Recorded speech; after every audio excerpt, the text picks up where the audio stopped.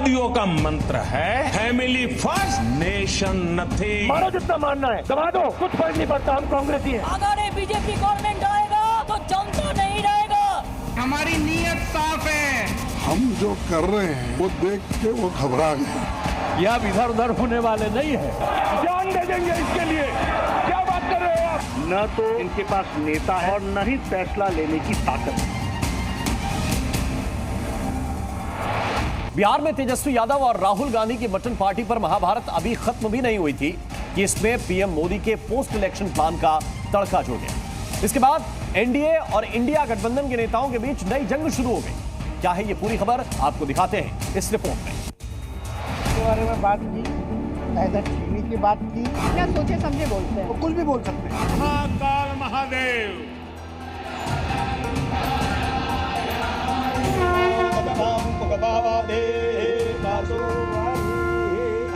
हाँ सानी जी, आपका मछली का कांटा लगा मोदी जी का।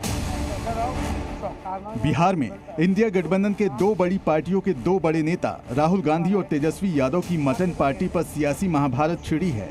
ये वीडियो बिहार के पूर्व डिप्टी सीएम और आरजेडी नेता तेजस्वी यादव के घर की है, समझ चुके हैं। जहां रविवार को बिहार में चुनाव प्रचार करने पहुंचे राहुल गांधी के लिए मटन पार्टी का आयोजन किया गया। इन दोनों नेताओं के साथ पाटलिपुत्र सीट से आरजेडी प्रत्याशी और लालू की बड़ी बेटी मीसा भारती भी हैं और तीनों मिलकर मटन खाते खाते पीएम मोदी पर तंज भी कस रहे हैं। सब कुछ कंट्रोल करना चाहते हैं ना। हाँ, क्या खाते हो, क्या बोलते हो, क्या पीते हो, यही तो इनका सिस्टम यही है। बस यही बात कर रहे हैं, लेकिन इन्होंने 10 साल में जो काम किया उसका एक भी जिक्र नहीं करते पूरा। रविवार को हुई इस मटन पार्टी का वीडियो तेजस्वी यादव ने कल यानी मंगलवार के दिन अपने सोशल मीडिया अकाउंट पर अपलोड किया, जिसके बाद बीजेपी और आरजेडी में ठनी हुई है। राहुल गांधी जी को बिहार से कोई मतलब नहीं। चुनाव के अंतिम चरण में एक दिन के लिए प्रचार करने बिहार आए, वह भी यहाँ आकर पूरी की पूरी कीमत वसूली है उन्होंने। अब कोई क्या खा रहा, क्या पी रहा, क्या पहन रहा, इस पर सियासत क्या बीजेपी वाले कर रहे हैं। दरअसल ये पूरा संग्राम राहुल तेजस्वी की मटन पार्टी और पीएम मोदी के अध्यात्म पर छिड़ा है, क्योंकि चुनाव खत्म होने के बाद पीएम मोदी कन्याकुमारी के विवेकानंद रॉक पर साधना करने जा रहे हैं। यानी वोटिंग के बाद चुनाव प्रचार में व्यस्त प्रधानमंत्री आध्यात्म के लिए वक्त निकालेंगे। वहीं राहुल गांधी इस वीडियो में तेजस्वी के साथ मिलकर अगली पार्टी का प्लान करते दिख रहे हैं। राहुल जी 2 बार मटन खा चुके। अब हमें खिलाना पड़ेगा। Now it's my turn. अब देश की दो बड़ी पार्टी के दो सबसे बड़े नेताओं की इस पोस्ट इलेक्शन प्लानिंग पर बहस छिड़ी है। चुनाव के बाद कन्याकुमारी में पीएम मोदी के एकांतवास पर विपक्ष तंज कस रहा है, तो बीजेपी नेता विपक्ष को सनातन विरोधी बता रहे हैं। इसका भी राजनीतिकरण कर दिया है, ध्यान का भी सत्यानाश कर दिया है। तो बिना कैमरे के चले जाएं किसी जंगल में या पहाड़ में, तब इन्हें लगेगा कि कितना पाप इन्होंने किया है। देखिए, देश के प्रधानमंत्री भारतीय संस्कृति को अपनाते भी हैं, आत्मसात भी करते हैं, उसके ऊपर चलने का काम भी करते हैं। देवव्रती सनातन बनती है तो विपक्ष का कहीं ना कहीं खून खोलता है। बीजेपी की नाराजगी इस बात पर भी है कि जब तेजस्वी और राहुल ने रविवार को ही मटन पार्टी की तो उसका वीडियो मंगलवार को अपलोड क्यों किया। क्या इसके पीछे तेजस्वी का कोई खास मकसद था?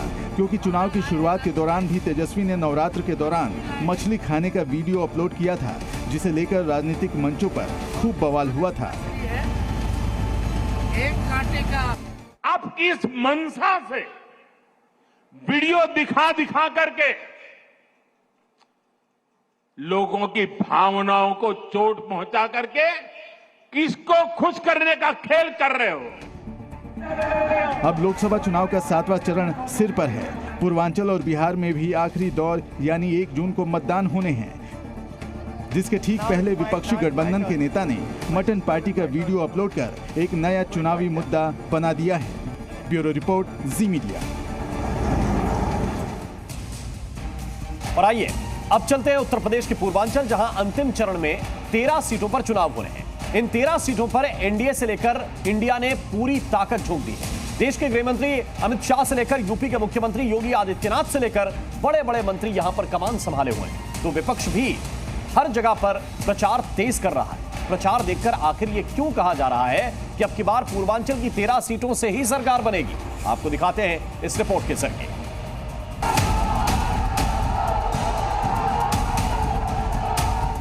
4 तारीख को ये ईवीएम पर ठीकरा फोड़ेंगे।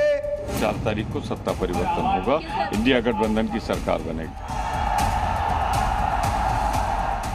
इनको अवसर मिलेगा, ये भारत के साथ गद्दारी करेंगे, भारत के साथ धोखा करेंगे।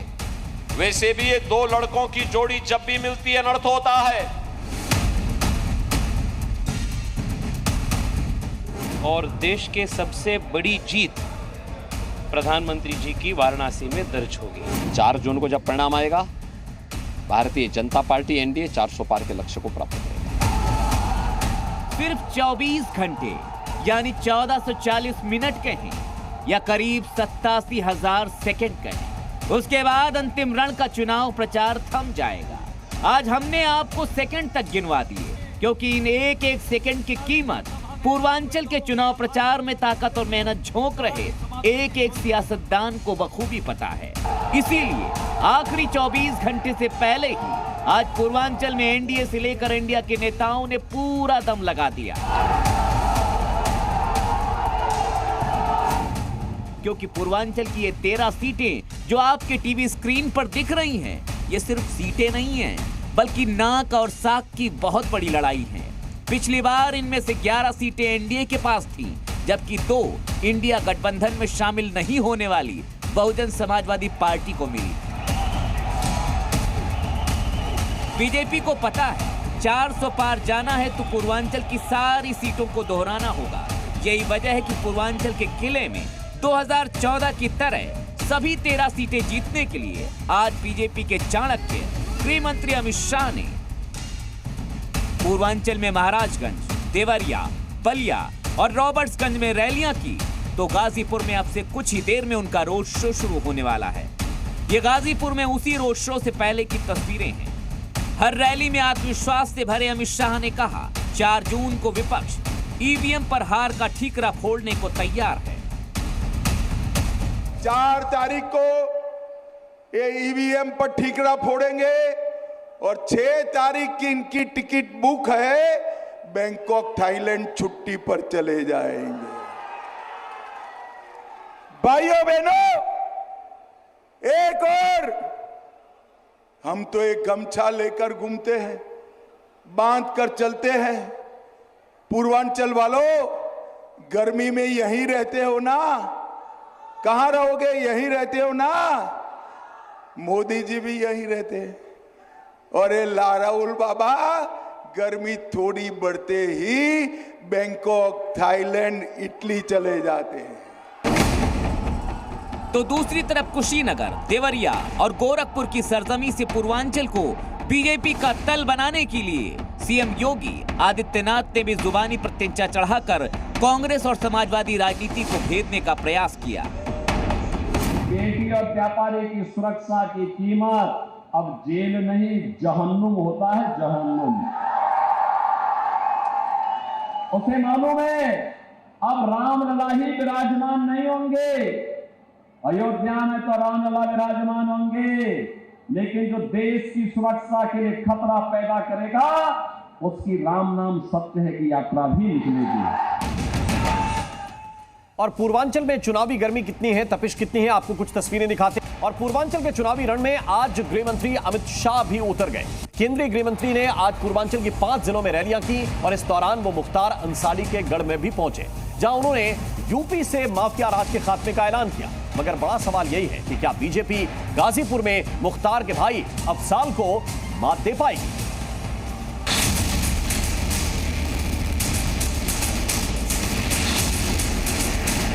इन्होंने पूरे यूपी को, पूर्वांचल को माफिया का सुरक्षित ठिकाना बना दिया था।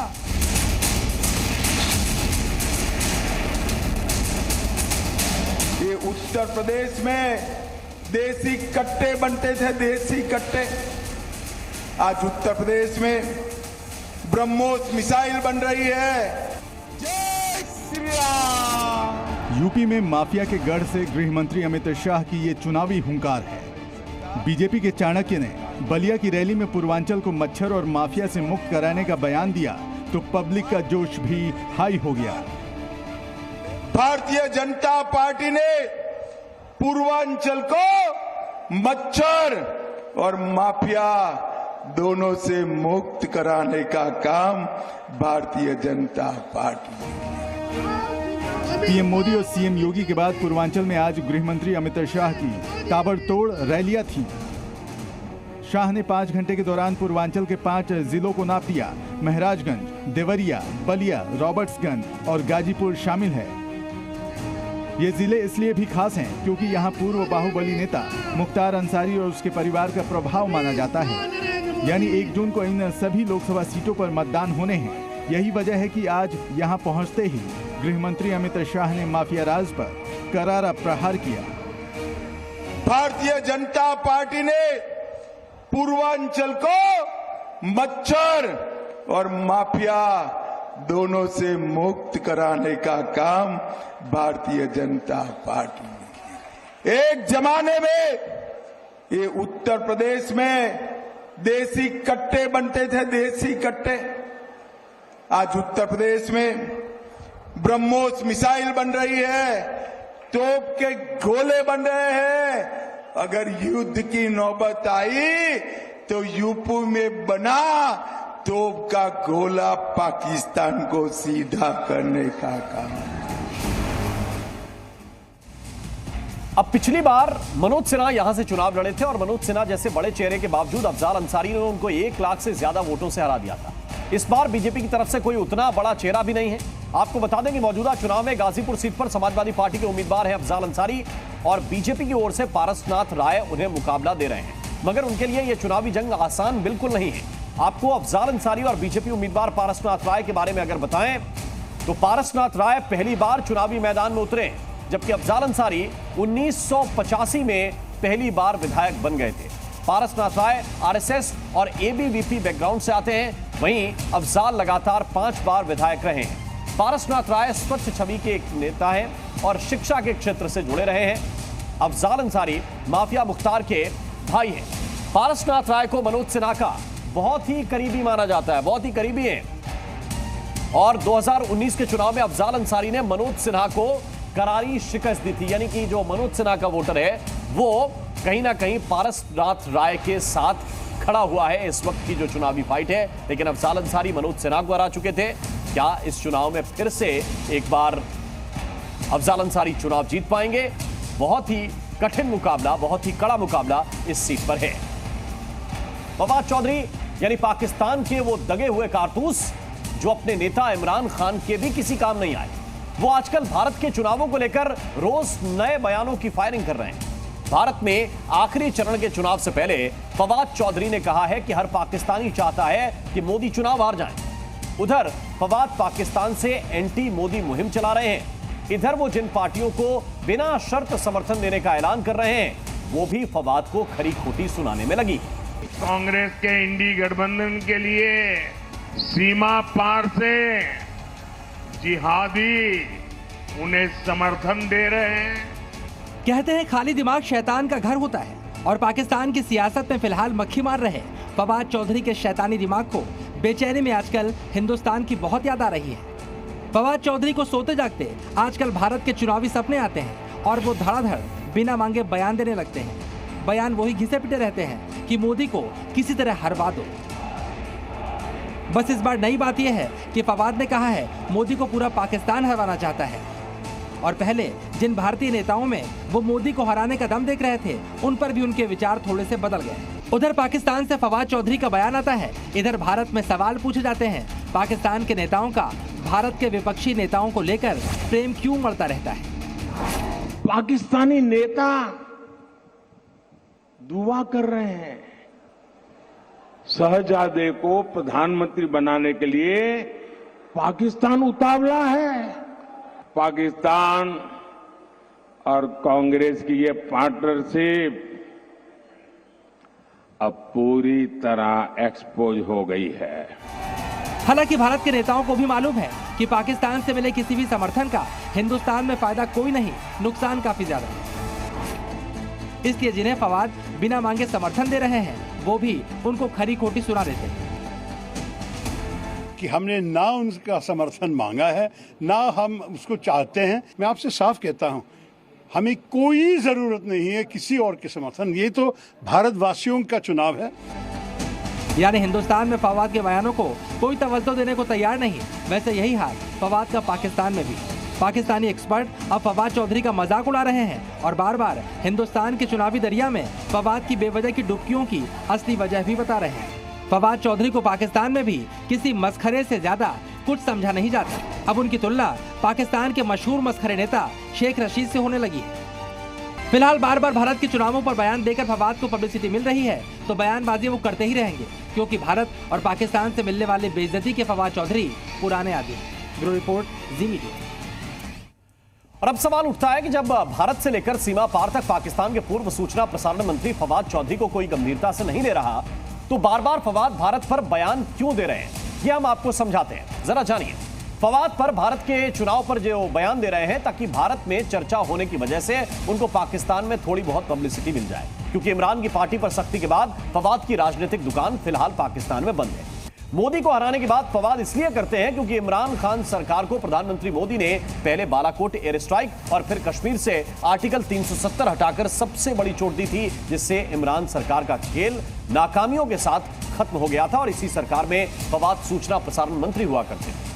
पाकिस्तान में अल्पसंख्यकों पर हो रहे अत्याचारों पर खामोश फवाद भारत में कट्टरता की बात करते हैं, तो इसके पीछे की वजह भारत के खिलाफ पाकिस्तानी नेताओं की प्रोपेगेंडा करने की फितरत है। और चंद्रयान 2 की नाकामी पर भी फवाद चौधरी ने भारत का मजाक उड़ाया था, जिसकी वजह भारत की तरक्की से उनकी जलन है। हालांकि चंद्रयान 3 की सफलता से भारत ने फवाद को करारा तमाचा मारा था और पाकिस्तानियों ने भी उनको खूब कोसा था। और आइए अब बात करते हैं 24 के चुनावी संग्राम के बयानवीर तेजस्वी यादव की, जो आजकल नए नए शब्दों का प्रयोग कर रहे हैं। जी हां, नए नए शब्दों का प्रयोग कर रहे हैं। इस खबर में किम जोंग की एंट्री हो गई है और एंट्री कराने वाले तेजस्वी यादव हैं। इस खबर में योगी आदित्यनाथ भी हैं, जिनका नाम लेकर तेजस्वी ने किम जोंग की एंट्री करवाई। सवाल है कि एक तानाशाह की एंट्री आखिर क्यों हुई, आपको एक रिपोर्ट दिखाते हैं।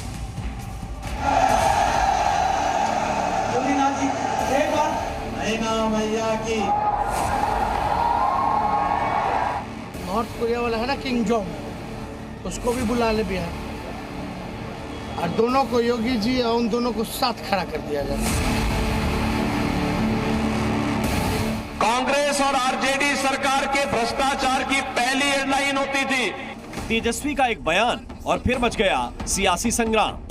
तेजस्वी का बयान और फिर सियासी गर्मी की तपिश 7वें आसमान पर है। 400 पार के लिए मोदी और योगी की बिहार पर लगातार नजर है और लगातार बिहार का दौरा कर रहे हैं, तो तेजस्वी को यही बात खटक गई। तभी उन्होंने सीएम योगी आदित्यनाथ की तुलना किम जोंग से कर दी। योगी जी आए या कोई आए, हम तो पहले भी कहे ना भाई, वो नॉर्थ कोरिया वाला है ना किम जोंग, उसको भी बुला ले बिहार और दोनों को योगी जी और उन दोनों को साथ खड़ा कर दिया जाए। एक ही टाइप है ना भाई। 24 के सियासी संग्राम में तेजस्वी यादव बयानवीरों की फेहरिस्त में शामिल हो गए हैं। कभी टनाटन तो कभी ठकाठक तो कभी सफाचट कहते हैं। मिजाज रखिए टनाटन टनाटन टनाटन। लेकिन 7वें चरण के चुनाव से पहले योगी की तुलना किम जोंग से करके सियासी संग्राम को उन्होंने और हवा दे दी है। कभी हेलीकॉप्टर में कुछ खाते नजर आते हैं, कभी कहीं और कुछ खाते नजर आते हैं, वीडियोस पोस्ट करते रहते हैं, हल्की बातें वो और उनके सहयोगी करते रहते हैं। उन्हें सोचना चाहिए कि जनता एक सशक्त नेतृत्व चुनना चाहती है। तो आईने में अपनी शकल देखते और अपनी पार्टी का कर्म देखते, तो मुझे लगता है शकल से भी और कर्म से भी किम जोंग कौन लगता है वो तेजस्वी यादव को बताने की आवश्यकता नहीं पड़ेगी। सवाल यह है कि तेजस्वी यादव इतने गुस्से में क्यों हैं और योगी की तुलना किम जोंग से क्यों की। तो मंगलवार को योगी पाटलिपुत्र लोकसभा सीट पर प्रचार के लिए गए थे और लालू यादव के परिवार पर जमकर निशाना साधा। यही बात उन्हें बुरी लग गई।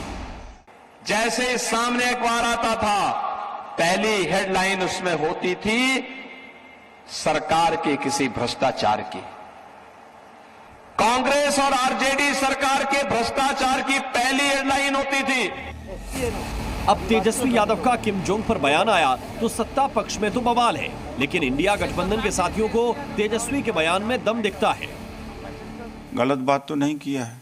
जिस तरह से बुलडोजर चलवाते हैं, एक पर्टिकुलर कम्युनिटी के लोग ही गुंडा नजर आते हैं, तो पार्शियलिटी है, मतलब पक्षपात है। योगी जी बिहार में घूम कर क्या करेंगे? उत्तर प्रदेश में तो उन्होंने सिर्फ गरीबी और बेरोजगारी, भूखमरी पर तो बुलडोजर चलाया नहीं, तो किसानों और गरीबों और नौजवानों पर ही बुलडोजर चला दिया, उनका भविष्य खराब कर दिया। आधे हिंदुस्तान पर प्रचंड गर्मी का प्रहार है। देश के कई हिस्सों में तापमान 50 डिग्री तक पहुंच चुका है।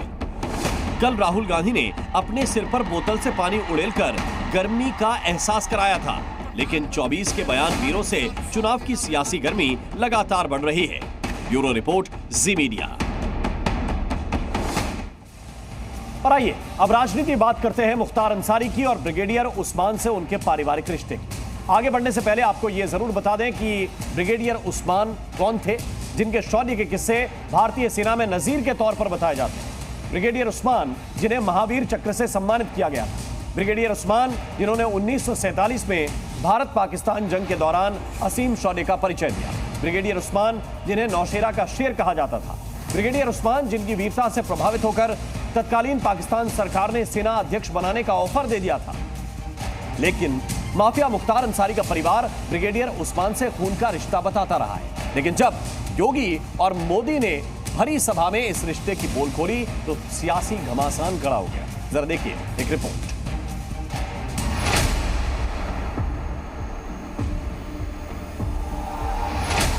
अब की बार 400 पार में गाजीपुर भी शामिल होगा।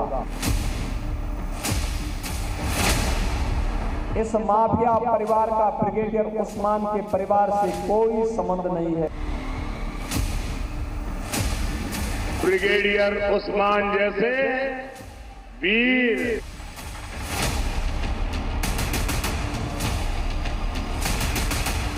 ये जितने भी माफिया हैं, जिनको मारने के लिए भाजपा आवश्यक है। माफिया परिवार मुख्तार अंसारी और ब्रिगेडियर उस्मान के बीच रिश्ते का सच जब योगी ने गाजीपुर के मंच से कहा तो सियासी गर्मी बढ़ गई, क्योंकि बीजेपी के 400 सीट पार के लिए गाजीपुर जरूरी है। तो चुनावी संग्राम में मुख्तार की मौत से परिवार को सहानुभूति का फायदा हो सकता है और इसे तोड़ने के लिए रविवार को योगी ने तगड़ा प्रहार किया।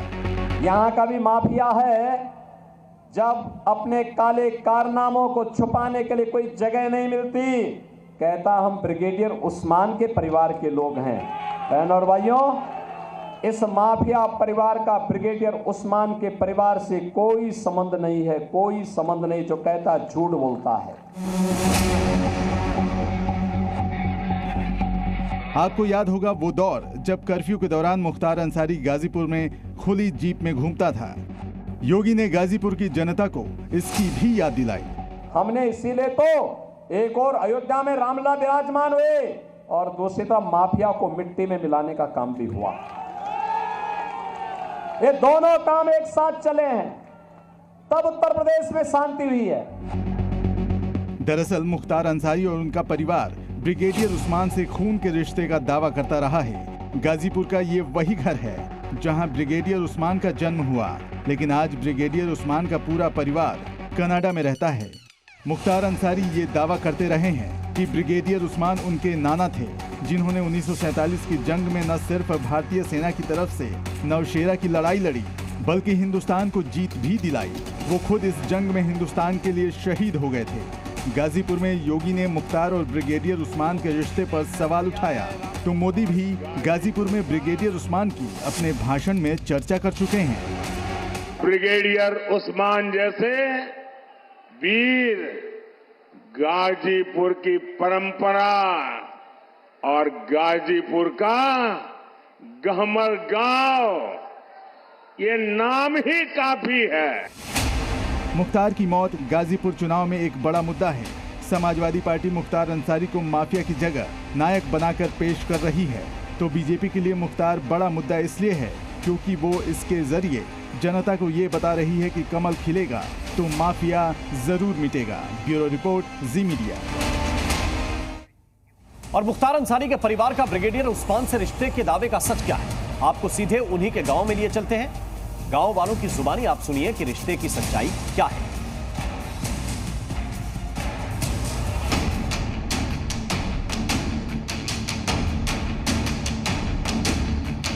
हम इस वक्त मऊ के बीवीपुर गांव के ब्रिगेडियर उस्मान के घर पर मौजूद हैं कि ये ब्रिगेडियर उस्मान का घर है। परिवार का जो रिश्ता है ये मुख्तार अंसारी परिवार से भी रहा है। हमारे जानत भर में तो ना रहा। अफजाल अपना नाना बताते हैं इनको, तो किस हिसाब से नाना बताते थे वो? अबू है जनिया लोग हमीद अंसारी नारा ना। हाँ हाँ। उनके भाई से इनकर बहन भी हल ली। अच्छा। तो हो सकेला कि वो रिश्ते से नाना कहत हो। रिश्ता कुछ होगा जरूर, तब नाना नाना कहते थे मुख्तार अंसारी। कभी कोई एक ऐसा खून का रिश्ता दिखाई पड़ा था कभी? नहीं, खून का रिश्ता तो नहीं, हम लोग जानते हैं। मतलब जो मुख्तार अंसारी की मदर थी उनसे कोई ऐसा रिश्ता नहीं था कभी? हमारे देखा तो भर में था नहीं था। अब एक पहले का हो था, मतलब 60 साल में आपने कभी नहीं देखा ना। देखिए ये मंगरू है और ये यहाँ पर केयर टेकर है, पिछले 60 साल से ये यहाँ पर मौजूद है। ये बताइए कभी मुख्तार अंसारी या अफजाल अंसारी से इनके परिवार के रिश्ते रहे हैं, कभी आते रहे? रिश्ता करना है, लेकिन 3 जुलाई को ये लोग प्रोग्राम 2-3 साल दिए। 2-3 साल? हाँ। रिश्ता रिश्ता कुछ होगा जरूर, तब नाना नाना कहते थे मुख्तार अंसारी। योगी जी ने अभी मंच से भी बोला था कि परिवार के लोग नहीं है ये, तो कभी कोई एक ऐसा खून का रिश्ता दिखाई पड़ा था कभी? नहीं, खून का रिश्ता तो नहीं, हम लोग जानते हैं। जी नहीं। अंसारी थोड़े थे, अंसारी लोग नहीं थे, मुस्लिम थे। ये मिल्की लोग। मिल्की हैं। माजिद मियां हाँ। खुद अंसारी लिखे हैं।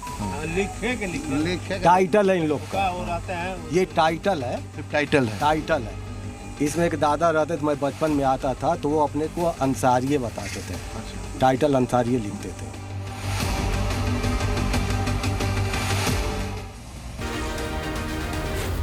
Zee News.